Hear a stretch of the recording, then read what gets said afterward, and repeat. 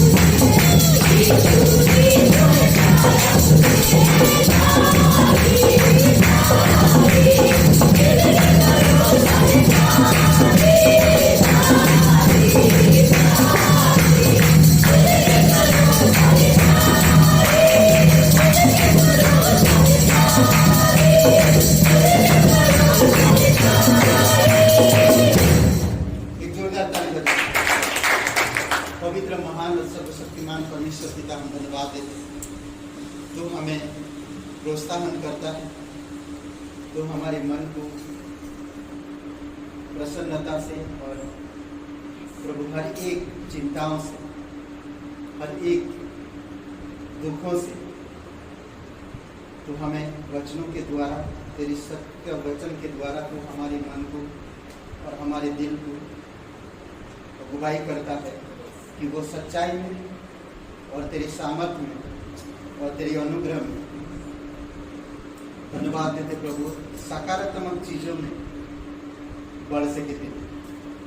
स्वयं को प्रसन्न होता है और दूसरों को प्रसन्न करता है। तू हमारा बादशाह है, तू हमारा रखवाला है, तू हमारा बांधने वाला परमेश्वर। इसीलिए प्रभु तेरी महिमा करते, तेरी सामर्थ से दुश्मन भाग जाते, तेरे नाम से शैतान कांपता है। तेरे लोग जब एकता के साथ आते हैं और तेरे नाम से प्रार्थना करते, शैतान का सामना करते हैं, तो वो भाग जाता है। प्रभु हम धन्यवाद देते तेरे सत्य वचनों के लिए, धन्यवाद देते तेरे अनंत प्रेम के लिए, धन्यवाद देते प्रभु तेरी उस पवित्र लहू के लिए।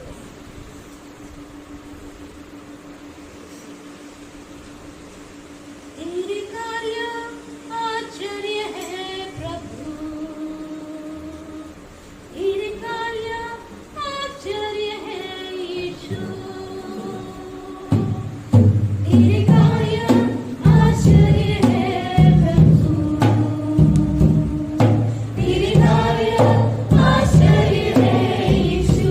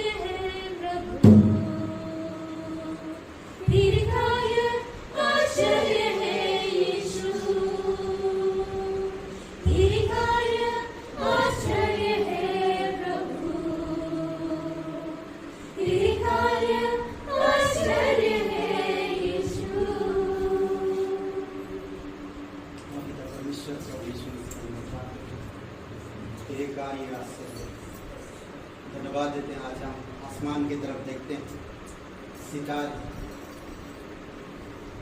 तेरी ग्लोरी, तेरी महिमा को दिखता है, तेरी हस्तकला को देखते हैं प्रभु।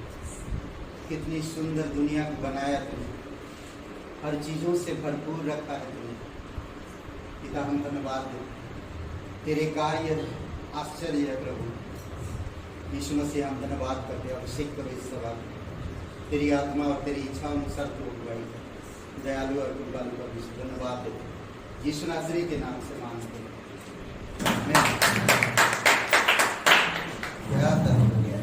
ताली बजाइए सब मिलकर एक बार। फुटपाट कर रही है। ओके, गड़ा ग्रेस कलीसिया में आप सभी का स्वागत है। और हमारे बीच में कोई पहली बार है, कोई नहीं है, चलिए लखनऊ खुल गया है, लखनऊ खुल गया।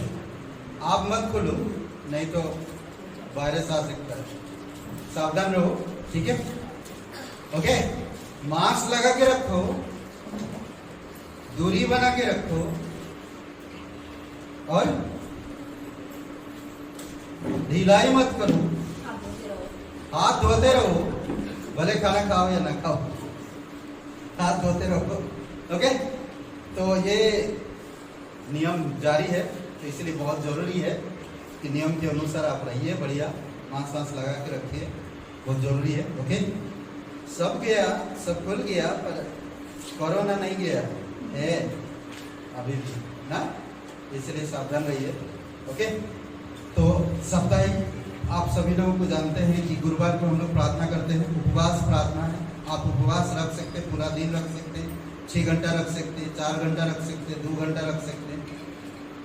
तो उस आपके हिसाब से नहीं, परमेश्वर की इच्छा अनुसार आप जैसा रखना चाहते रख सकते हैं। गुरुवार को उपवास और प्रार्थना है। 7 बजे अभी प्रार्थना रख रहे हैं हम लोग, तो 7 बजे आप आ सकते हैं। ओके, हमारी घर पे है प्रार्थना, ठीक है। और हर गुरुवार को, हर बुधवार को और रविवार को यहाँ पर अभी सभा लग रहा है, यहीं पर ही लगेगा, ठीक है। और दूसरी बात, हर सोमवार को क्लास है और नया नियम का सर्वेक्षण प्लस हर सोमवार को, ठीक है। तो याद रखिए, क्लास 6:30 बजे है, तो याद रखिए टाइमिंग, और जल्दी आएंगे, जल्दी खत्म होगा और जाए। 27 किताबों के बारे में हम लोग सीख रहे हैं, अलग अलग किताब प्रभु यीशु मसीह को, परमेश्वर को क्या दर्शा रहा और सुसमाचार को क्या दर्शा रहा, इसलिए बहुत इंपॉर्टेंट, बहुत ज़रूरी है कि हम लोग को समझना, ठीक है। और बस इतना ही सूचना है, और प्रार्थना करते रहिए आपके व्यक्तिगत जीवन में, कलीसिया की उन्नति के लिए और डिसाइपल के लिए, और लोग परमेश्वर के राज्य में आगे आए, ठीक है, उसके लिए प्रार्थना करिए। आइए भेंट के लिए प्रार्थना करते हैं हम लोग। पवित्र, महान और सर्वशक्तिमान परमेश्वर पिता, हम धन्यवाद देते हैं और एक शुभ अवसर आप हमें दिए हैं पिता।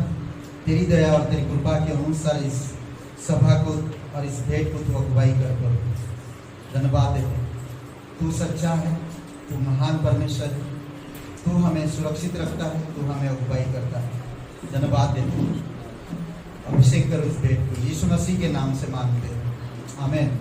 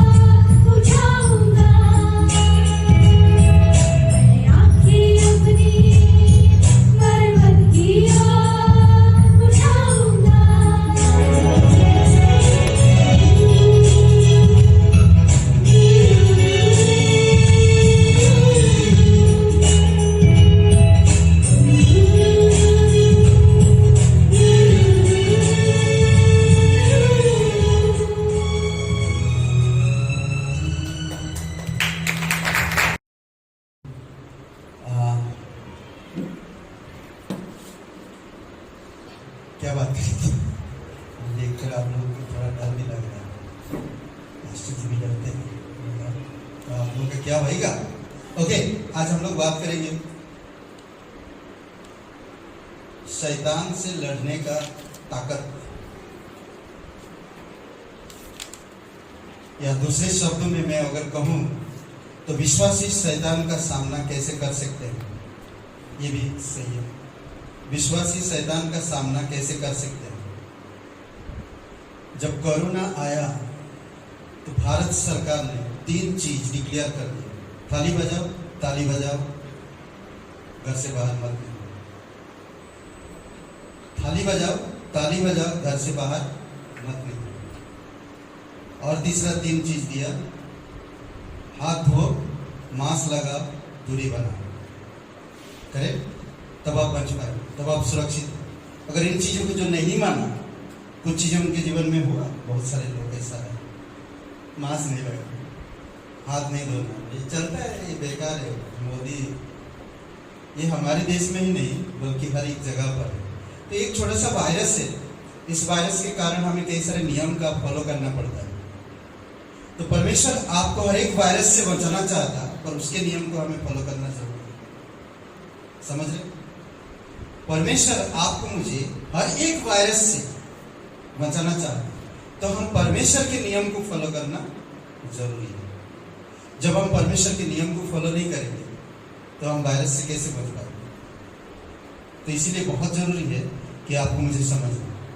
ओके, दूसरा शब्द मैं कह सकता, मास्क और दूरी, ये टॉपिक भी लिख सकते हैं, जैसे भी। ठीक है, एक वचन पढ़िए,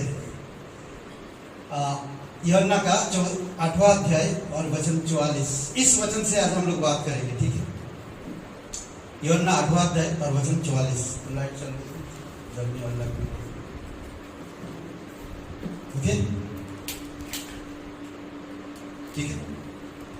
तुम अपने पिता शैतान से हो और अपने पिता की लालसाओं को पूरा करना चाहते हो। वह तो आरंभ से हत्यारा है और सत्य पर स्थिर न रहा, क्योंकि सत्य उसमें है कि नहीं। जब वह झूठ बोलता तो अपने स्वभाव ही से बोलता, क्योंकि वह झूठा है वरन झूठ का पिता है। ओके, इधर से एक जन पढ़िए। तुम अपने पिता शैतान से हो और अपने पिता की लालसाओं को पूरा करना चाहते हो। वह तो आरंभ से हत्यारा और सत्य पर स्थिर न रहा, क्योंकि सत्य उसमें है ही नहीं। जब वह झूठ बोलता तो अपने स्वभाव ही से बोलता है, क्योंकि वह झूठा वरन झूठ का पिता है। ओके, पिता परमेश्वर प्रभु यीशु मसीह हम धन्यवाद देते हैं। जीवित और पराक्रमी परमेश्वर, सारा आदर सारा महिमा तुझे देते प्रभु यीशु। हम जानते हैं कि तू पवित्र धर्मी है, तो सच्चाई से हर एक कार्य करता है और हमेशा प्रकाश में रहता है, ज्योति में चलता है। धन्यवाद देते प्रभु। अभिषेक करो इस समय, प्रत्येक हृदय आत्मा बातें करो पिता, तेरे वचन के द्वारा और तेरे पवित्र आत्मा के द्वारा। धन्यवाद देते हमारी मन, हमारे हृदय को पिता आपकी अनुसार करने में अगुवाई करने, सोचने में आपकी जैसा चरित्र स्वभाव में। धन्यवाद देते यीशु मसीह के नाम से मांगते हैं, आमीन। ओके, हम लोग आज जो बात बोलेंगे ना, सबसे पहले आप तो एक चीज़ ध्यान दीजिए। आज ये 3 चीज़ हर एक इंसान के लिए लगा रहेगा। मास्क कभी नहीं हटेगा, चाहे आप किधर भी जाइए। और दूरियां बहुत इम्पोर्टेंट है, और हमेशा अपने आप को हाथ धोते रहना, ये रहेगा। समझ रहे? ये रहेगा, ये चलते रहेगा। और जो इन चीज़ों को फॉलो करेगा वो सुरक्षित रहेगा। बहुत सारे बार ये फॉलो करने के बावजूद भी वायरस आ सकता है, बट ये एक उससे बचने का एक तरीका, कोरोना से बचने का एक तरीका है। ठीक है, तो हम बाइबल में देखते हैं कि एक विश्वासी जब प्रभु यीशु मसीह पर विश्वास करता तो वो बीमारी, रोगों से या शैतान से किस तरह बचे। ठीक है, तो बहुत इंपॉर्टेंट है समझना। आज कोरोना से बचने के लिए हमें मास्क लगाना जरूरी हो गया है, हाथ धोना जरूरी हो गया है, सैनिटाइज करना, हाथ धोना और दूरियां बनाना बहुत जरूरी हो गया। ये जरूरी है, चाहे आप कहीं भी जाए, मार्केट जाए, ऑफिस जाए, दफ्तर जाए, कहीं भी जाए, बहुत इंपॉर्टेंट दूरी है। करेक्ट? तो आज हम देखेंगे, सबसे पहले अगर आप विश्वासी हो, परमेश्वर की संतान हो, तो आपका एक शत्रु है और वो है शैतान। क्या आप शैतान को जानते हो? तो कैसे जानते हो? अगर आप नहीं जानते हो, उसका चरित्र कैसा है, वो कैसा सजता है, वो कैसा दिखता है, वो क्या कर सकता है, वो किस तरह से काम करता है, कभी आपने सोचा है? दुनिया में कोरोना आया, यूट्यूब में हम लोग ढूंढने लगे ये कैसा दिखता है। बाइबल में आपका एक शत्रु है, कभी ढूंढा वो कैसा है? नहीं ढूंढा। कितनी सारे आज वायरस है इस धरती पर, इस संसार में बहुत सारे वायरस है। गुस्सा का वायरस, पाप का वायरस, लड़ाई का वायरस, झगड़े का वायरस, गाली बकने का वायरस, ये सब वायरस ही है। ये कहां से आता है? शैतान इसका भाव है। सोचिए, लालच की वायरस, ये सब वायरस है। कोरोना से बचने के लिए मैं मास्क लगाया, पर मेरे दिमाग में जो वायरस घुसा है वो कौन बचाएगा? उसके लिए मास्क की जरूरत पड़ेगा? नहीं, उसके लिए परमेश्वर की आत्मा की जरूरत है। जब मैं परमेश्वर का संतान हूं तो परमेश्वर मुझे आत्मा दिया है। परमेश्वर अपने पवित्र बाइबल दिया है। परमेश्वर ने कहा तुझे हर एक मुसीबतों से, हर एक वायरस से, हर एक पाप से, हर एक दुश्मनों से मेरा सत्य वचन बचाएगा। परमेश्वर का वचन है आज ना। सोचिए, आज अगर आप परमेश्वर की संतान हो, आपको परमेश्वर के बारे में जानना जरूरी है। और जो परमेश्वर का बैरी है वो आपका बैरी है, जो परमेश्वर का दुश्मन है वो आपका दुश्मन है। समझ रहे? तो इसीलिए समझना जरूरी है। शैतान का चरित्र कैसा हो सकता है? क्या बोलते? कोई परिभाषा दे सकते हैं? शैतान का चरित्र कैसा है? सीरियस मत लीजिए आप। शैतान का चरित्र कैसे हो सकता है? क्या बोलते हैं? वचन पढ़े, कैसा है? फिर से पढ़िए वो वचन। कौन सा? यूहन्ना 8:44। एक वहां से बातें बताइए तो मालूम पड़ जाए, और कहीं मत खोलिएगा, सिर्फ वही एक वचन पढ़िए, ठीक है? फिर से जोर से कोई पढ़िए। तुम अपने पिता शैतान से हो और अपने पिता की लालसाओं को पूरा करना चाहते हो। वह तो आरंभ से ही हत्यारा और सत्य पर स्थिर न रहा, क्योंकि सत्य उसमें है ही नहीं। जब वह झूठ बोलता तो अपने स्वभाव से ही बोलता है, क्योंकि वह झूठा है, वरना झूठ का पिता है। ओके, कोई बोल सकता है उसका चरित्र कैसा है, स्वभाव कैसा है? एक झूठा है और हत्यारा। नेक्स्ट है चरित्र स्वभाव। मैं 5 बातें दे रहा हूँ, ये ध्यान रखो, ठीक है? ये 5 बातें ध्यान रखो, भूलो मत। अगर आप भूल गए तो शैतान को आप पहचान नहीं पाएंगे, उसके चरित्र को समझिए। एक हत्यारा है, एक झूठा, धोखा देने वाला। आपको एक हत्यारा यूहन्ना 8वां अध्याय 44 वचन में ही मिल गया, एक झूठा यूहन्ना 8वां अध्याय 44 वचन में ही मिल गया, ठीक है? धोखा देने वाला प्रकाशित वाक्य 20:7 से 8 पूरी दुनिया को भरमाएगा, धोखा देगा, आपस में लड़ाएगा। समझ रहे? इसका चाल है शैतान का। तो इसीलिए आपको मुझे सावधान रहना। मैं परमेश्वर का संतान, परमेश्वर मेल मिलाप का परमेश्वर है ना, धोखा देने वाला परमेश्वर नहीं है, ठीक है? धोखा देने वाला प्रकाशित वाक्य 20 7-8, ओके। और हमारा बैरी, पहला पत्रस 5-8 क्या है? हमारा बैरी है। शेर के सामने जब आप जाओगे तो कैसे रहोगे? अगर समझ लीजिए आप जंगल में हो या कहीं आपके सामने शेर आ जाता तो आप कैसे बचाव करोगे? कपड़े में अपने बैग में छोड़ के भाग, नहीं तो मालूम पड़ा काम नहीं लगे। हे प्रभु क्या हो गया, शेर कहाँ से आ गया? कामते कामते सो गया, आंखें बंद, खुला तो देखा नहीं है, बच गया। आपकी प्रार्थना कामते कामते किया था, डरते डरते ना, वो क्या बोलते पतरस ने डरते डरते पुकारा ना, हे प्रभु मैं डूब रहा हूं, बच गया। बहुत सारे ऐसे कहानियां हैं जो जंगलों में जाकर, अफ्रीका के जंगलों में जाकर प्रचार किए, उनको शेरों के मुंह से बचाया परमेश्वर। बहुत सारे लोग सोचिए थोड़ी समय के लिए, आपके दिमाग में अगर आपके सामने आपकी शत्रु आ जाता, शत्रु मतलब शेर, तो आप कैसे बचाव करोगे? तो आज अगर आप एक मसीह है तो शैतान अगर आप आ जाता तो कैसे बचाओ? नहीं, हाँ शैतान मेरे अंदर घुस जाओ और मैं उसको जाके मार दूं, हत्या कर दूं। कभी कभी होता है शेर आओ मुझे खा लो, ऐसा बोलेंगे? हाँ ऐसा बोलेंगे? नहीं, कैसे क्या बोलेंगे? क्या करेंगे? अरे बातें करिए आप लोग, क्या आप लोग सीरियस होते हैं? हाँ, शेर अगर आपके सामने आ गया, सीरियस हो जाइए आप। अगर शेर आपके सामने आ गया तो आप क्या करेंगे? एक ही चीज, शेर की दहाड़, शेर एक, आप शेर से तेज तो भाग नहीं सकते, पर क्या करेंगे? पेड़ में चढ़ जाएंगे। शेर भी पेड़ में चढ़ता है। सर शेर का चलिए, लेपर्ड, लेपर्ड क्या बोलते हैं उसको हिंदी में? क्या बोलते? तेंदुआ। तेंदुआ अगर आ गया क्या करेंगे आप?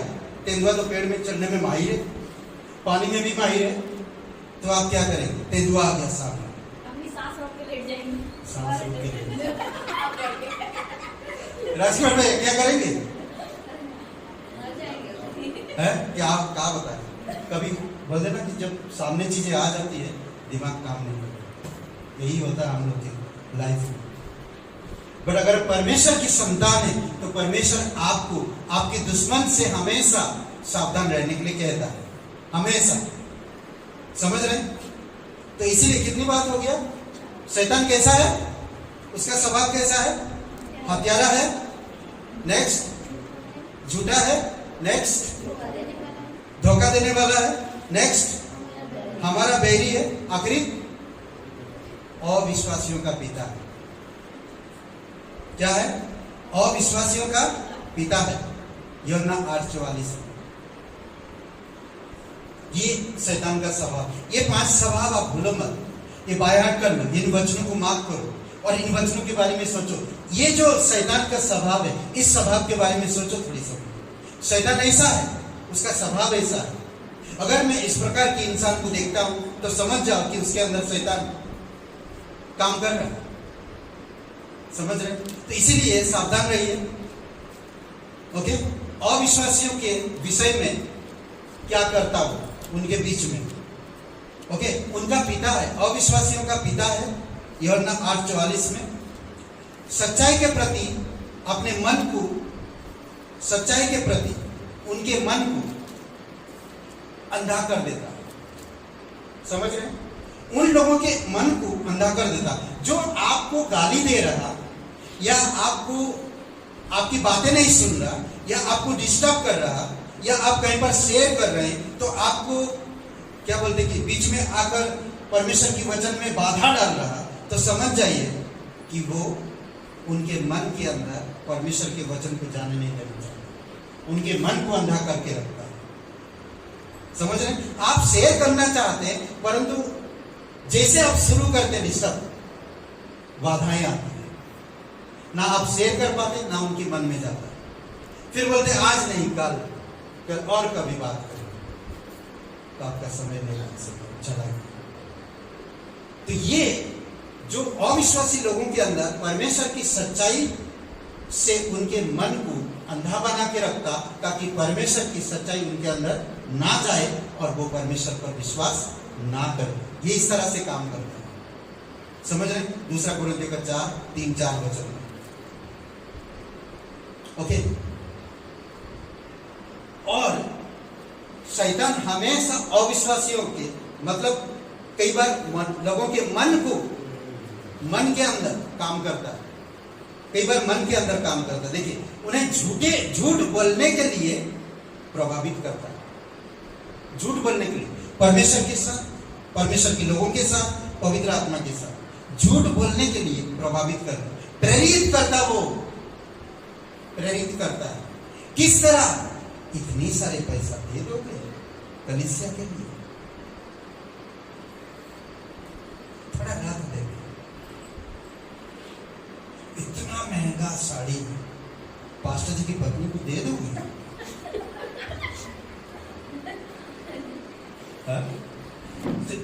थोड़ा कम दाम वाला होना चाहिए। समझ मेरा मतलब भाई, समझ रहे? खेत बेचे हनन्याह, खेत बेचा, पूरे के पूरे पैसा दे भी देता तब भी उसका ही था, नहीं भी देता तब भी उसका ही था। पर शैतान उसके मन के अंदर जाकर काम किया कि तू जब पतरस के पास जाएगा तो झूठ कहना कि मैंने इतना में बेचा और कुछ पैसा रख लेना। बहुत से विश्वासी भाई बहन के दिल और मन ऐसा ही है। कैसे उनको झूठ में फंसाता देखिए। वो समझ ही नहीं पाते हैं, वो जान ही नहीं पाते हैं पीड़ितों के काम के 5-3। वो समझ नहीं पाते हैं, वो जान नहीं पाते हैं कि मेरे मन के अंदर शैतान बातें कर रहा है। शैतान मेरे अंदर वो कल्पनाएं, वो बातें, वो सोच डाल रहा और मेरे जुबान से वो बातें ला रहा। मैं समझ नहीं पा रहा। तो क्या किया उन्होंने? पवित्र आत्मा के खिलाफ झूठ बोला, तुरंत वही कर पाते। समझ रहे? अविश्वासी विश्वासी लोगों के अंदर, यानी कि लोगों के अंदर शैतान किस तरह से काम करता? अविश्वासी के मन के अंदर काम करता कि उनका मन अंधा बना के रखे, परमेश्वर के सच्चे वचन और प्रकाशन उनके अंदर ना जाए। विश्वासी को मन को इस्तेमाल करता कि परमेश्वर के पवित्र आत्मा और परमेश्वर के लोगों के प्रति झूठ करो। समझ रहे? तीसरी बात, सुसमाचार को छीन लेता। जो भी वचन आप सुनते हैं, सुसमाचार सुनते हैं, छीन लेता। समझ रहे? वचन आप सुने, आप बड़ी आनंद के साथ सुने, आपका दिल और मन प्रफुल्लित हो गया। आप जो निराश में थी एकदम खुशी से भर गए। आप जो पूरी सप्ताह आप निराश थी और दुखी थी, आपका टूट रहा था, अंदर ही अंदर मन निराश था। वचन जब सुने आप आनंद से भर गया। फिर देखते क्या करता सही। मरकुस का किताब 4 अध्याय 13 से 15, वो सुनकर आनंद होते हैं, परंतु 4 अध्याय, मरकुस का 4 अध्याय 13 और 15 वचन, 13 से 15 वचन पढ़िए। वो कैसे उठा लेता वचन को, देखिए क्यों उठा लेता, कैसे उठा लेता। फिर उसने उनसे कहा, क्या तुम ये दृष्टांत नहीं समझते? तो फिर और सब दृष्टांतों को कैसे समझोगे? बीज बोने वाला वचन बोता है। जो मार्ग के किनारे है, जहाँ वचन बोया जाता है, ये वही है कि जब उन्होंने सुना तो शैतान तुरंत आकर वचन को जो उनमें बोया गया था उठा ले जाता है। तुरंत सुना और तुरंत उठा ले जाता है। मैंने कई सारे लोगों को देखा, कलीसिया में 300-350 लोग आते थे बॉम्बे चर्च। कई सारे लोग आकर प्रार्थना चल रहा, प्रार्थना करना चाहिए। कई सारे लोग आधा घंटा पहले आ जाते, खुल के बाइबल पढ़ना चाहिए, चुपचाप बैठना चाहिए। बहुत सारे लोग बहुत सारे अलग अलग जगह पे जाकर बातें करते थे। वो आने का मतलब क्या? परमेश्वर के किस तरह से परमेश्वर ने, शैतान ने उनके माइंड से वचन को चुराता है। बहुत बार, कई बार वचन को किनारे रखते हैं। किनारे चुराने में आसान होता है, शैतान को चुराने में आसान होता है। जब वचन गहराई में रखो, आपके दिल की गहराई में, आपकी मन की गहराई में रखो वचन ना, किनारे पे मत रखो। अगर आपका आधा नोट बाहर है समझ लीजिए, और आप ट्रैवलिंग कर रहे हैं, ट्रेन में बैठे और नींद जब किया तो धीरे धीरे बगल वाला निकाल लिया, मालूम ही नहीं पड़ेगा। फिर आप जाकर मुंह धो के आए, देखें अरे यार नोट तो इधर किधर चला गया, कहीं गिर गया उड़ गया होगा, तब आप बोलेंगे। इधर उधर देख रहे हैं, सब अपनी अपनी धूम में बढ़िया है। किनारे में मत रहो, बस की गहराई में रहो। कभी कभी गहराई से भी चुरा लेता चोर, मेरे बैग के अंदर से ले लिया, वो भी पर्स के अंदर से, पूरा पर्स ही गायब कर दिया। चोर चुराता है तो बहुत खतरनाक है, समझ लीजिए। चोर को तो आप जानते नहीं हो, बहुत अच्छा बन के आता है ना, कभी जानते हैं? शैतान को भी हम लोग कभी नहीं जान पाते। हम दावे करते हैं, पर कैसे आपके अंदर से सुसमाचार को चुराता है और अपनी समाचार डाल देता है, आप समझ नहीं पाते। तो इसीलिए आपको मुझे सावधान रहना, समझ रहे? और वो कहता कि इफिसियों का दूसरा अध्याय 1 से 3 में पाप और अनाज्ञाकारिता में उनकी अगुवाई करता है। बहुत सारे लोगों को पाप और आज्ञा ना मानने में उनकी अगुवाई करता है, समझ रहे? उनकी अगुवाई करता है। तुम आज्ञा मत मानो, मेरा वचन नहीं है। अरे तुमको पास्टर जी ने बोला, तुमको आज्ञा मानने की क्या जरूरत है? पास्टर, लीडर और अगुवन का हमें आदर करने के लिए परमेश्वर का वचन कहता है। परमेश्वर उनके थ्रू से बातें करता है, पुलपिट के द्वारा बातें करता है। कई बार मुझे वचन का अर्थ नहीं समझ में आता, परमेश्वर लोगों के द्वारा बातें करता है। जब मैं सुनता हूं उन वचनों के द्वारा, मेरे हृदय में खुशी आती है, मैं पाप से मन फिराता हूं। मुझे परमेश्वर का आज्ञाकारी पुत्र बनना चाहिए, आज्ञाकारी पुत्रियां बनना चाहिए परमेश्वर की।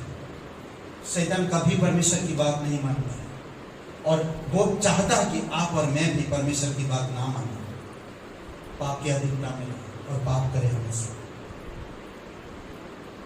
और वो चाहता है कि लोगों को मैं क्या बोलता कि वो उनका शासक बने, अधिकारी बने। वो चाहता है कि मैं सबका अधिकारी बनूं। शैतान चाहता तुम मेरे दास बनो और मैं तुम्हारा अधिकारी बनूं। शैतान चाहता, समझ रहे? हमेशा पीड़ितों के काम का 26 और 27, 17, 18 वचन और कुलोसियों का 1:3 वो चाहता कि अंधकार के अधीन हो जाओ, अंधकार के अधीन हो जाओ, ज्योति में मत चलो, प्रकाश में मत रहो। परमेश्वर में हो तुम, प्रकाश में रहकर देखो कितना तकलीफ है तुम्हें, सच्चाई में रहकर देखो कितना दुख है तुम्हें। तुम अंधकार में आ जाओ, मैं तुम्हारा शासक बादशाह हूं। नहीं, हमारा एक ही बादशाह है और वो है प्रभु यीशु मसीह। करेक्ट? शैतान अपना अधिकार में रखना चाहता है और आपको अधिकारी बनाना चाहता है, ताकि आप अंधकार के अधीनता में रहे और अंधकार में जो काम मतलब वो काम करे। समझ रहे? अगर समझदार इंसान है, वो उसकी चरित्र को अच्छी तरह से समझेगा और उससे दूरियां बना के रखेगा। अगर आप मास्क नहीं लगाते हैं और शैतान की चालबाजी से दूरी नहीं बनाते हैं, मास्क लगाने का मतलब समझ रहे हैं? ये चुपचाप में वचन पढ़ो, चुपचाप में मास्क लगाओ, चुपचाप में वचन पढ़ो। परमेश्वर मास्क लगाने के लिए मतलब शैतान की हर एक चाल से अपने आप को दूरी बनाए। समझ रहे? हर दिन पवित्र आत्मा से अपने आप को धो, पवित्र बने रहो, कोई वायरस टच नहीं कर पाए। समझ रहे? हर दिन पवित्र आत्मा से धो। क्या आप अपने आप को जांचो कि आप विश्वास में हो कि नहीं? अपने आप को परखो। मुझे अच्छा लग रहा था जब मैं सोच रहा था ना, ये मास्क लगा, कुछ और देखना नहीं, मुझे यही से देखना, मास्क लगा। शैतान की हर एक चाल से दूरियां बना, रोज पवित्र आत्मा से अपने आप को धोना। नहीं, जब हम संगति करते हैं, आप क्या करते जानते हैं? सैनिटाइज करते हैं अपने आप। कितना अच्छा है ना, जब संगति करते हैं, सैनिटाइज करते हैं, समझ रहे। नेक्स्ट कहता कि अपनी इच्छा में उन्हें कैद रखता है, अपनी इच्छा में उन्हें कैद रखता है। दूसरा तीमुथियुस का दूसरा अध्याय 25-26 वचन। ओके, इसीलिए वो चाहता है कि आप और मैं उसकी कैद में कैद रहे। मुझे उसकी कैद में कैद नहीं होना। कौन इंसान कैद होता जानते हैं? जो नम्र नहीं होंगे, जो नम्र नहीं होंगे, जो अपने आप को बदलेंगे नहीं, जो पश्चाताप नहीं करेंगे, वो उसमें कैद हो जाते हैं। शैतान इच्छा में, शैतान की इच्छा में कैद हो जाते हैं। दूसरा तीमुथियुस दूसरा अध्याय 25 और 26 वचन। ओके, उन्हें पाप का दास बनाना चाहता है, पाप की दास बनाना चाहता है, बुराई की दास बनाना चाहता है, या अंधकार की दास बनाना चाहता है, शैतान की दास बनाना चाहता है, क्योंकि शैतान पापी है और पाप का पिता है और पाप का दास बनाना चाहता है आपको। ये यूहन्ना का 8वां अध्याय 44 वचन, रोमियो का 6 12-13 वचन में। ठीक है, किस तरह से ये रोमियो का जो 6-12-13 वचन में ध्यान देखिए कैसे शरीर के विभिन्न भाग पाप में सम्मिलित होते हैं। अलग अलग भाग, अलग अलग जो शरीर के भाग है पाप में कैसे सम्मिलित होता है। बोलते ना भटक गए। क्या भटक गए? इंसान भटक जाते कभी, घर परिवार छोड़ के भटक रहे, माइंड भटक जाता, दिल भटक जाता, इंसान भटक जाता। पढ़ेंगे कोई 12 और 13 वचन। कितनी सारी बातें देखी है यहाँ पर। क्या निकम्मे? कौन है निकम्मा? जो परमेश्वर की वचन नहीं पढ़ेंगे, मांस नहीं लगाएंगे। अभी देख रहे थे हम ना, न्यूज में वगैरह सुनते हैं, पेपर में आते रहता, किसी को डंडा पड़ रहा है, किसी को चालान काट रहा है। क्या हुआ? हेलमेट पहना, गाड़ी चला रहा, लाइसेंस है, पेपर है, सब कुछ है, मांस नहीं, लाइसेंस, चालान काट। समझ? कभी कभी हम लोग भी हमारे अंगों को ध्यान नहीं देते। कौन सा अंग कहां पर भटक गया, निकम्मा हो गया, या पाप की गुलामी में आकर पाप करने लगा। पढ़िए 12-13 वचन। इसलिए पाप तुम्हारे नश्वर शरीर में राज्य न करे कि तुम उसकी लालसाओं के अधीन रहो, और न अपने अंगों को अधर्म के हथियार होने के लिए पाप को सौंपो, और अपने आप को मरे हुओं से जी उठा हुआ जानकर परमेश्वर को सौंपो, और अपने अंगों को धर्म के हथियार होने के लिए परमेश्वर को सौंपो। सब चीजों को परमेश्वर में सौंपो, नम्र बनो, सहनशील करो, पवित्र आत्मा को काम करने दो अपने अंदर। परमेश्वर प्रेमी दयालु है, अनुग्रह, परमेश्वर की अनुग्रह को काम करने दो आपके अंदर ना। पाप के अंगों को खत्म करो, पाप की गुलामी में मत रखो, मत सम, सब कुछ परमेश्वर को सौंप दो। ओके, विश्वासी शैतान का सामना कैसे कर सकते, इसके बारे में थोड़ा बात करें। विश्वासी शैतान का सामना कैसे कर सकते। अब ये जो वैक्सीन आया, वैक्सीन जो आया, ये सिर्फ आपकी शरीर की ताकत को बढ़ा है, वायरस को खत्म करने के लिए नहीं है, ताकि आपकी शरीर के अंदर ताकत बढ़े, वायरस जल्दी अटैक ना कर सके। आपके आत्मिक जीवन में भी कोई भी वायरस छूने से पहले आपको वैक्सीन लेना जरूरी है, डेली डिवोशन। ये अगर वैक्सीन आप लगाते हैं, डेली डिवोशन, हर दिन मैं समय दे रहा हूं परमेश्वर को, परमेश्वर की अधीनता में वचन पढ़ रहा हूं, एक थिंकिंग कर रहा हूं, विचार और दिल, मेरे मन और दिल परमेश्वर को समर्पित कर रहा हूं, तो मुझे वो प्रोटेक्ट करेगा। रोमियो का 6-12-13 वचन में क्या पढ़ा? सौंप दो ना, सौंप दो, रजिस्ट्रेशन कर, सरकार बुलाएगा, वैक्सीन लगा। आप अगर बचोगे शैतान से, विश्वासी शैतान का सामना कैसे कर सकते हैं?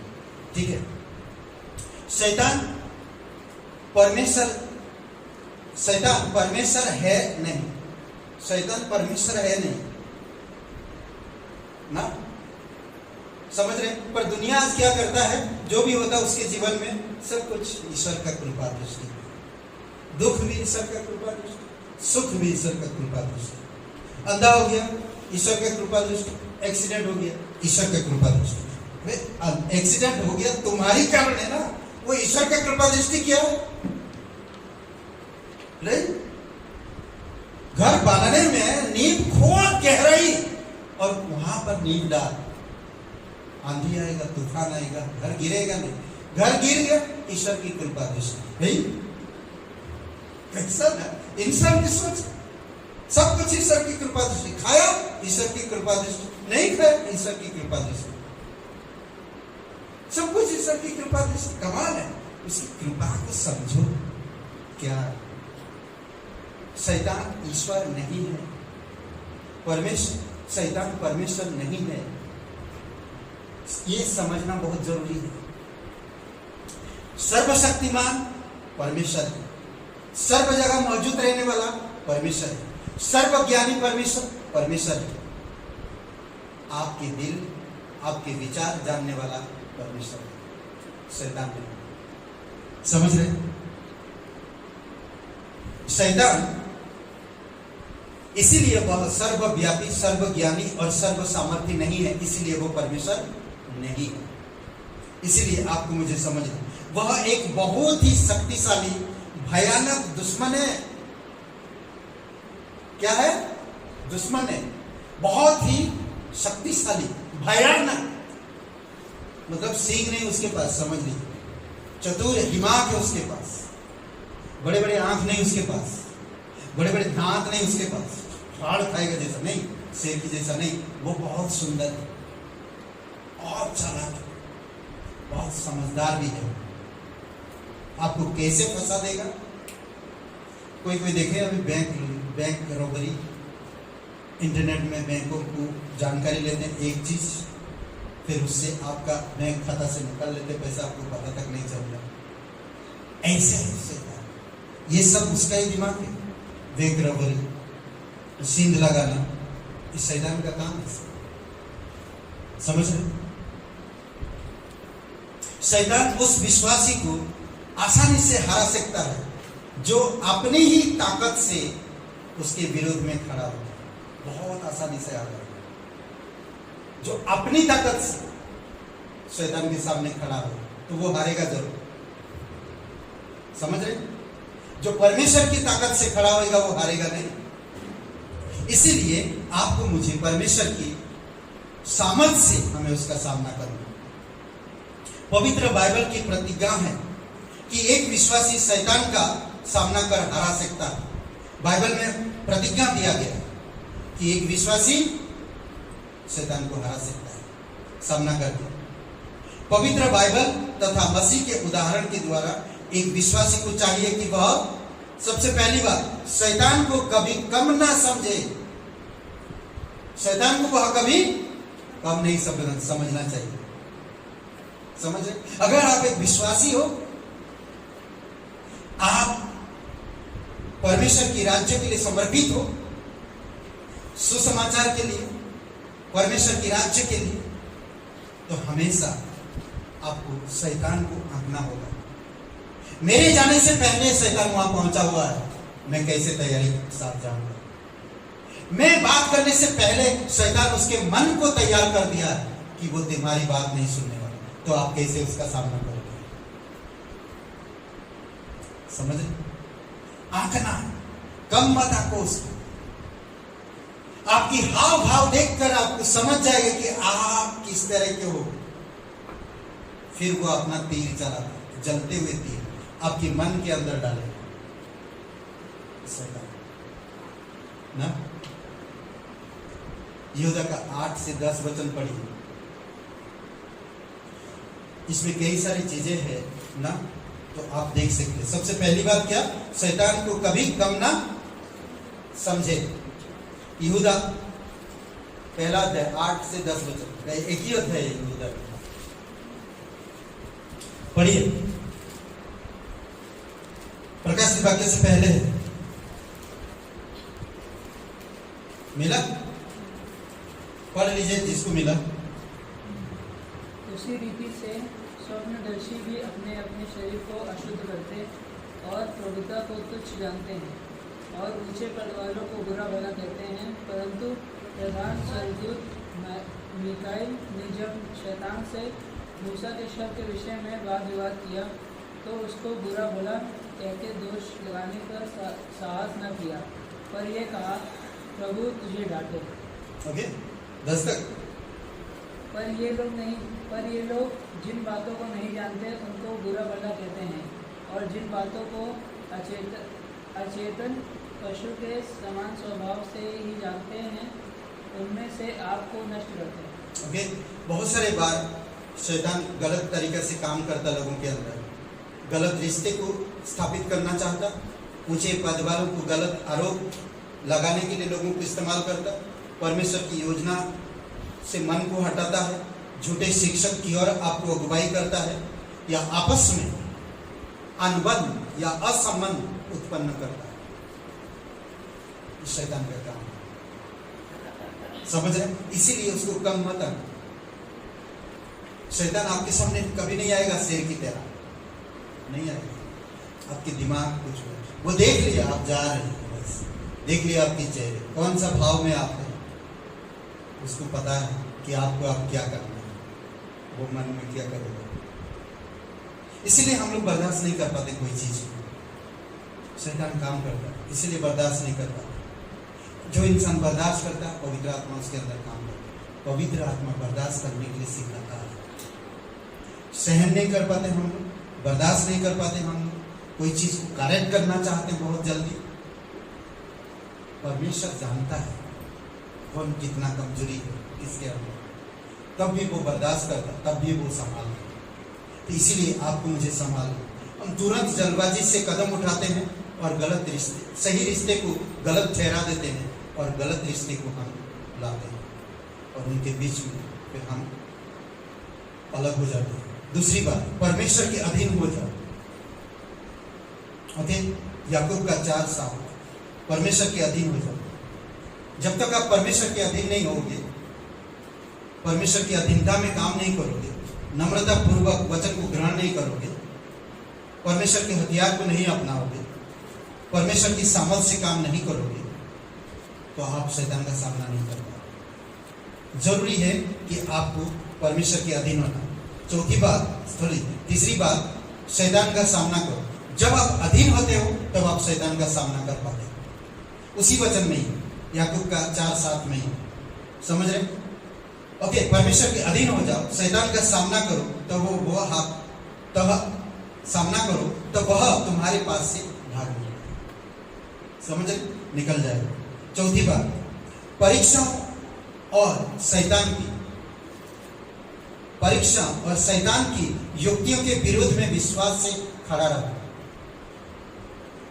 परीक्षा आपके जीवन में हमेशा रहेगा, एक विश्वासी के जीवन में हमेशा परीक्षा रहता ही है। परीक्षाओं और शैतान की युक्तियों के विरोध में हमेशा खड़ा रहो। इफिसियों का 13:16 में यहाँ पर कुछ चीजें, 4 बातें हैं, ध्यान दीजिए। 4 चीजें, सत्य, धार्मिकता, सुसमाचार, विश्वास। अगर आपके अंदर इन चीज में कमजोरी है आप, तो उसका सामना नहीं कर पाएंगे, आप परीक्षाओं में गिर जाएंगे। समझ रहे? और शैतान की युक्तियों पर आप गिर जाएंगे, गारंटी। ठीक है, सत्य, धार्मिकता और सुसमाचार। इसमें क्या कह रहा है, इस वचन क्या दर्शा रहा है? देखिए, इसमें एक बात, सत्य, सही बातों को अपने नियंत्रण में रखता है। सच्चाई जो है, सही बातों में आपको नियंत्रण में रखता है। गलत बातें आपके अंदर आने नहीं देगा और गलत बातें या झूठ आपके अंदर प्रवेश करने नहीं देगा। जब आप सच्चाई के साथ काम करते हो, इसीलिए परमेश्वर की सत्य वचन हमारे अंदर बहुत जरूरी है। ठीक है, विश्वासी की सत्य निष्ठा की ओर अगुवाई करता है। सत्य वचन एक विश्वासी को सत्य निष्ठा की ओर अगुवाई करता है। समझ रहे? सच्चाई। दूसरी बात, धार्मिकता। धार्मिकता का झिलक,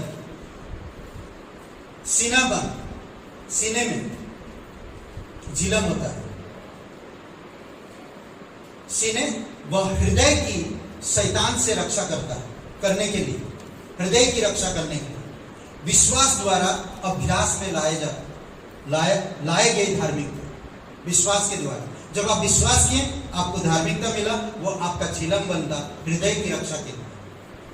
झिलम इसलिए पहना जाता ताकि आप सीना बंद हो। जब सामने दुश्मन गोली मारता या तीर मारता या कोई चीज आपके सीने में वार करेगा, तो वो झिलम आपको रक्षा करेगा। उसी प्रकार विश्वास, क्या बोलते हैं, विश्वास के द्वारा जो आपको अभ्यास में लाए धार्मिकता है, वो आपका झिलम है जो हृदय की रक्षा करता है, आत्मिक हृदय की रक्षा करता है। ओके, सुसमाचार, हमारे पाव को सहारा वह स्थिरता प्रदान करता है। सुसमाचार, हमारी पावों को सहारा वह स्थिर प्रदान करता है। ये जो पाव जीवन, समझ रहे, हमारे जीवन स्थिर करता और सहारा प्रदान करता। क्या है? सुसमाचार। पांचवा क्या था? चौथा, विश्वास की ढाल। ढाल विश्वास से बनी होती है। ढाल जो आपका, वो विश्वास से बनी है। सचमुच ढाल नहीं है, आपका विश्वास है ढाल। शैतान विश्वास को देखता, आपके शैतान सुसमाचार को देखता, शैतान आपके धार्मिकता के झिलम को देखता, शैतान आपके जीवन में सच्चाई को देखता। समझ? अगर आप सच्चाई में हो, शैतान कुछ नहीं कर पाएगा। समझ रहे? इसीलिए बार बार वचन पढ़ो, सच्चाई में बने रहो। बहुत मुश्किल है पति पत्नी के साथ, पत्नी पति के साथ, बच्चे माँ बाप के साथ, माँ बाप बच्चे के साथ, बहुत मुश्किल। समाज में लोगों के साथ झूठ कलम कलम पर, हमारी बोलते ना कि बोलते ना कि ये लहू के अंदर घुसा हुआ, मांसपेशियों में, नजरों में, हर जगह तुरंत झूठ का सहारा लेते हैं। ये चार चीज अगर आपके अंदर, सच्चाई है, धार्मिकता है, सुसमाचार है, विश्वास है, शैतान डरेगा। पहला पत्रस 5:8 में कहता कि उसके अनुसार कहता, शैतान चाहता है कि हमारी गवाही को पूरी तरह डुबा दे या निगल ले। याद रहेगा कि किस तरह से समुद्र पार कर रहे थे जब इजराइल लोग, मिस्र के शैतान कैसा उनका पीछा कर रहा था। समझ रहे? या तो निकाल लेंगे या तो, समझ रहे, पर परमेश्वर उनको डुबा दिए अल्लाह ना, इसलिए परमेश्वर की ताकत से लड़ेंगे तो वो या तो डुबा देगा उनको, या तो परमेश्वर उनको हटा देगा आपके पीछे से। समझ रहे? कितना पॉइंट हुआ? कितना पॉइंट हुआ? 4 ही पॉइंट हुआ। विश्वास का ढाल नहीं, वो नहीं। परीक्षाओं और शैतान की युक्तियों के विरोध में विश्वास से खड़े रहे। ओके, विश्वास से खड़े रहे। 5वां पॉइंट, पवित्र आत्मा की सामर्थ पर भरोसा रखें। हमेशा पवित्र आत्मा की सामर्थ पर भरोसा रखें। कभी भी परमेश्वर की वचन पर, परमेश्वर की पवित्र आत्मा पर हमेशा भरोसा रखें, वही आपको बचाएगा। ठीक है? किस तरह से देखिए, इफिसियों का 6वां अध्याय वचन 18 और यूहन्ना 4:4। ठीक है, इफिसियों का 6वां अध्याय वचन 18 में कहता है, इस समय हर प्रकार से आत्मा में प्रार्थना और विनती करते रहो, और इसीलिए जागते रहो कि तुम पवित्र लोगों के लिए लगातार विनती किया। ठीक है, पवित्र आत्मा में वो इंसान रहता जो दूसरों के लिए हमेशा प्रार्थना करते रहे। समझ रहे? तो इसीलिए बहुत इंपॉर्टेंट है कि आपको मुझे समझना। दूसरी बात, यूहन्ना का 4:4 में कहता, यीशु मसीह सामरिया क्यों गया? सामरिया उसको जाना क्यों आवश्यक पड़ गया? पवित्र आत्मा सामरी स्त्री को बात करने के लिए। समझ? वो शैतान उसको झगड़ा हुआ है, इसीलिए जब वो यीशु मसीह गया तो उस औरत से बातें हुआ। जब बातें हुआ तो उस औरत पूरे गांव वाले को सुसमाचार सुना। समझ रहे? 6वां पॉइंट, यीशु मसीह की प्रार्थना का सहारा ले। हमेशा यीशु कैसे प्रार्थना किया, उस प्रार्थना के अनुसार प्रार्थना करो। कैसे भी प्रार्थना मत करो, पवित्र आत्मा की सामर्थ से प्रार्थना किया करो। यीशु मसीह ने कैसे प्रार्थना किया? यीशु मसीह का प्रार्थना कहाँ है? कहाँ है यीशु मसीह का प्रार्थना? बाइबल में किधर है? कहाँ पर?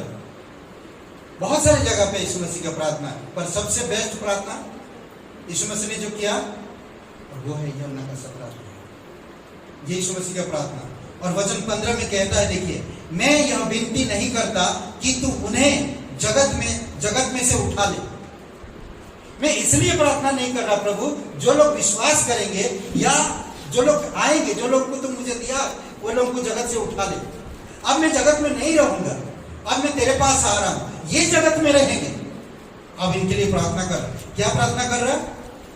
परंतु यह कि तू उन्हें उस दुष्ट से बचाई रख, शैतान से बचा के रख। ऐसे प्रार्थना कर। समझ रहे? यीशु मसीह का प्रार्थना। हम लोग प्रार्थना करते हैं, उनको आशीष दे प्रभु, उनको आशीष दे, घर परिवार सबको आशीष दे, सब घर में ठीक ठाक रहे, आशीष आशीष आशीष मिले। अरे कम से कम ये तो बाउंड्री बांधो कि शैतान से बचाई रखो। इसलिए बहुत इंपॉर्टेंट प्रार्थना की तरीका सीखो। 17 अध्याय पढ़िए, यीशु मसीह किस कैटेगरी से कैसे प्रार्थना करता है, किस तरह से प्रार्थना कर।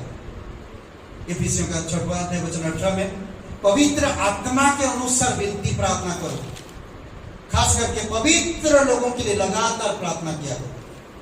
पवित्र लोगों के लिए। कौन है पवित्र लोग? विश्वासी, परमेश्वर के लोग।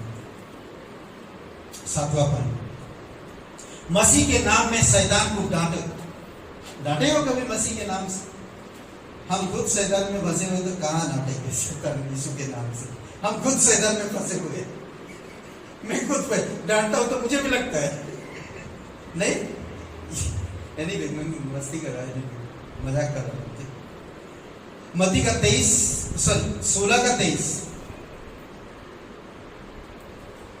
यहूदा का 9 वचन और जकरिया का 3 अध्याय वचन 2। ध्यान से सुनिए, ध्यान दें कि आपका मन कहाँ है। इंपॉर्टेंट, आपका मन कहाँ है? समझ रहे? ध्यान से देखिए, आपका मन कहाँ है? अगर ध्यान है आपका परमेश्वर में, तो आप शैतान को डांट लगाएंगे जरूर। किस तरह से? मत्ती का किताब में कहता, पतरस यीशु मसीह चेलों को कहा कि मैं क्रूस पे जाऊंगा, यरूशलेम जाऊंगा और वहां पे पुरानी को हाथ में क्रूस पर चढ़ाए जाऊंगा। पतरस वहां पर कहता, पतरस को यीशु मसीह क्या कहते थे? हे शैतान, मेरे सामने से दूर हो, तू मेरे लिए ठोकर का कारण है।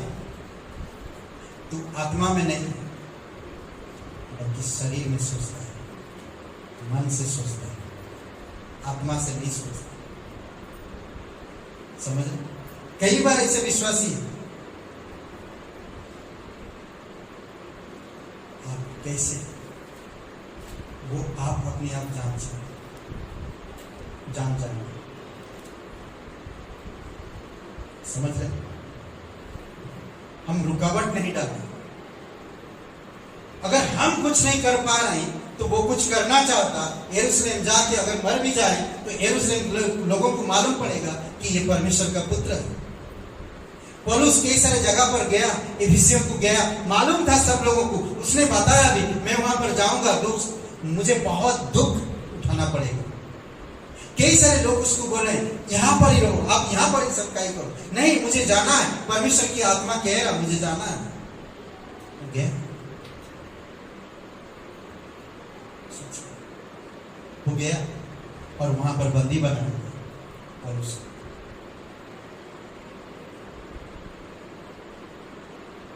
जानता है शैतान, अगर मैं नहीं जाऊंगा वहां पर तो परमेश्वर के सामने अपने आप को खड़ा कर, देखा तेरा दास का हालत, जीत लिया मैंने, उसका मन को कन्वर्ट कर दिया। घुमाना वो नहीं गया, वहां के लोगों मेरे शैतान।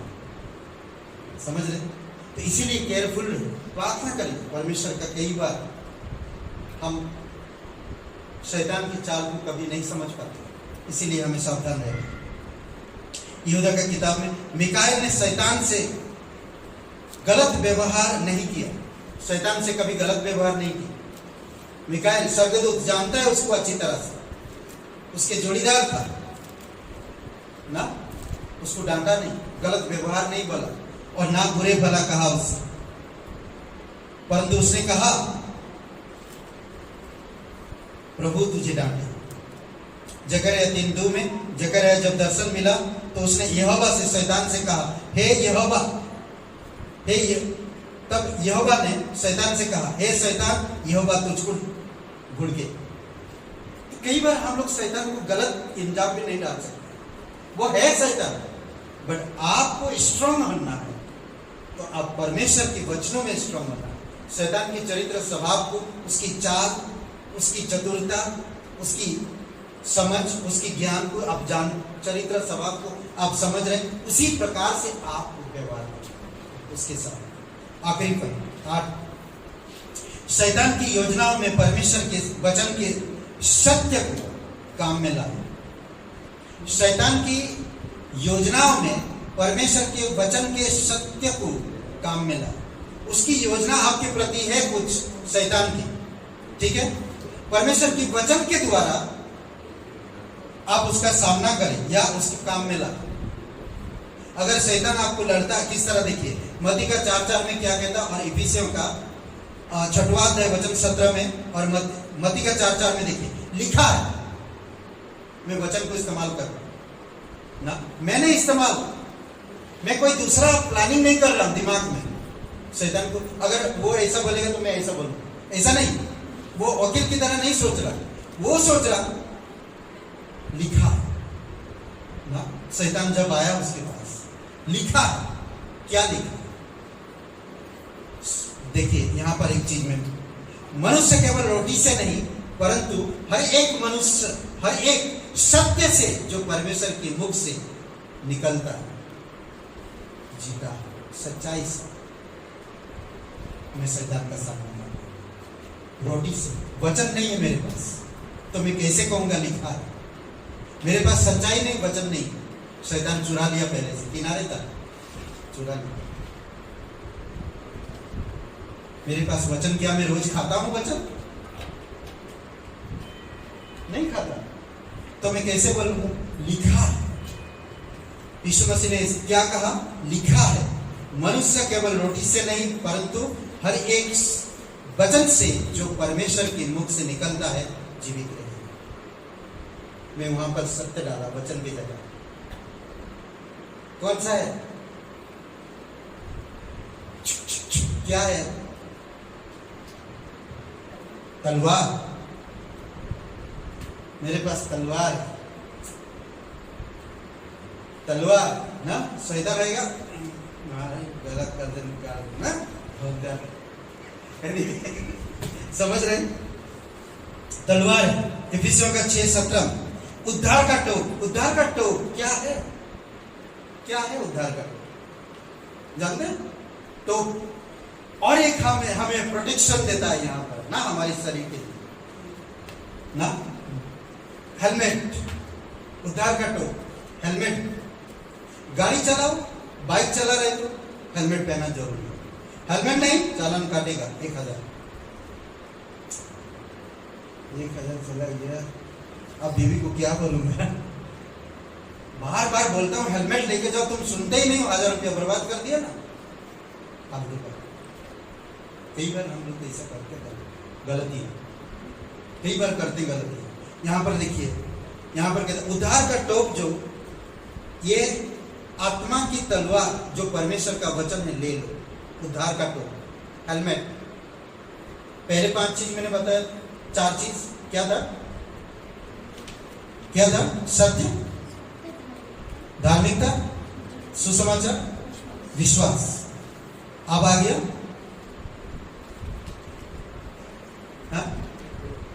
तलवार, परमेश्वर का वचन। ओके, आत्मा की तलवार जो परमेश्वर का वचन है, ले लो। टोप यानी कि हेलमेट हमारे मस्तिष्क और विचारों की रक्षा करता है।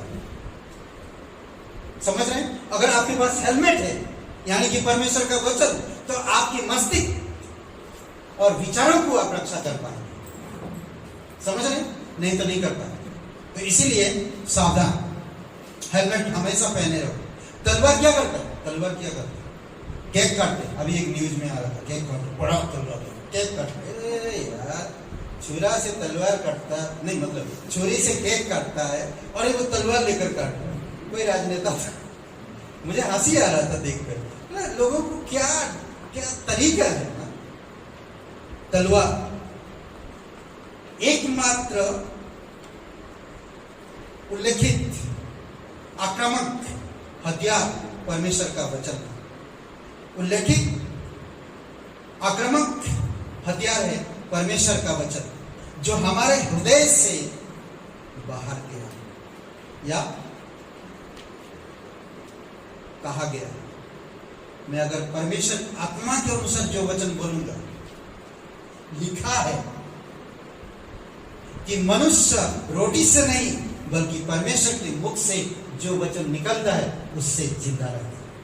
मुझे पता ही नहीं ना, यहोवा मेरा चरवाहा है, मुझे कोई भी चीज की घटी नहीं होगा। शैतान, मुझे कोई भी चीज की घटी नहीं। ये लिखा है बाइबल में।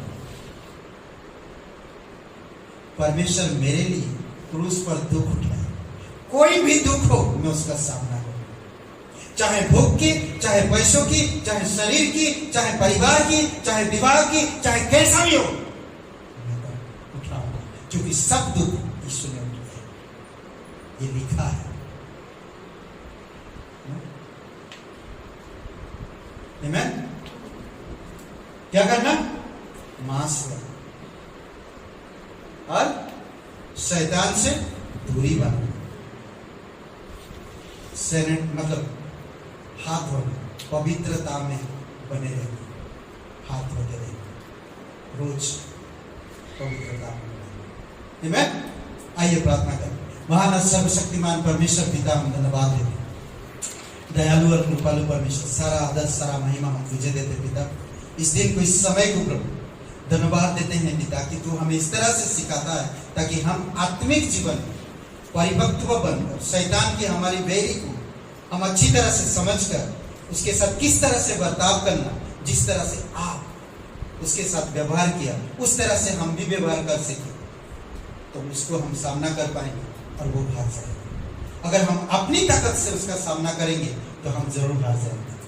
परंतु पिता, हम तेरी वचन से, तेरी सत्य वचन से, सच्चाई से, धार्मिकता से, सुसमाचार से और विश्वास से और आत्मा की तलवार वचन से हम उसका सामना करते हैं तो वो भाग जाएगा।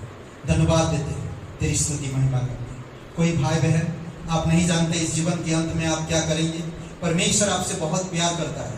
वो आपको नया जीवन और अनंत जीवन देना चाहता है। आपकी गुनाहों को, आपकी अधर्म को क्षमा करना चाहता है।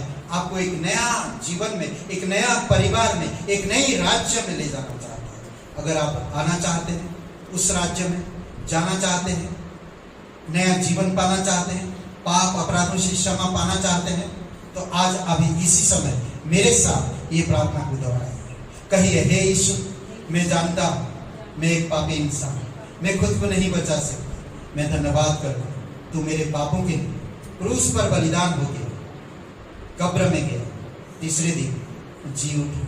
मैं इस बात पर यकीन करता हूँ, भरोसा रखता हूँ और विश्वास करता हूँ कि तू मेरा उद्धार करता है, तू मेरा मुक्तिदाता, तू पवित्र परमेश्वर का एकलौता पुत्र यीशु नासरी मेरा उद्धार करता है। यीशु के नाम से आमीन। आइए गीत करें। तेरी जय हो दुनिया बनाने वाले, तेरी जय हो दुनिया बनाने वाले, तेरी जय हो तेरी जय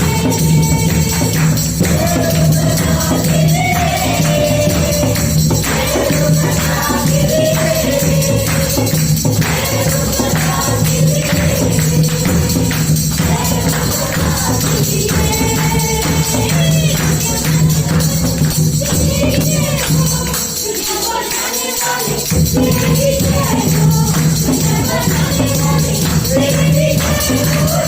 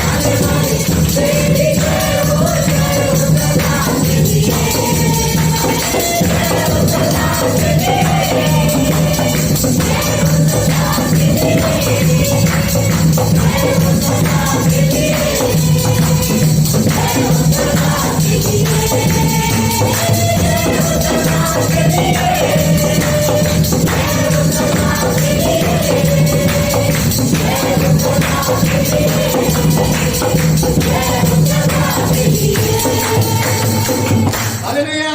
पिता परमेश्वर प्रभु यीशु मसीह हम धन्यवाद देते हैं प्रभु, तेरी दया और कृपा के अनुसार तू हमें प्रकाशित करो पिता तेरे वचनों के द्वारा, ताकि हम सच्चाई में स्थिर रह सके, धार्मिकता में जी सके और पिता सुसमाचार में हमेशा चल सके।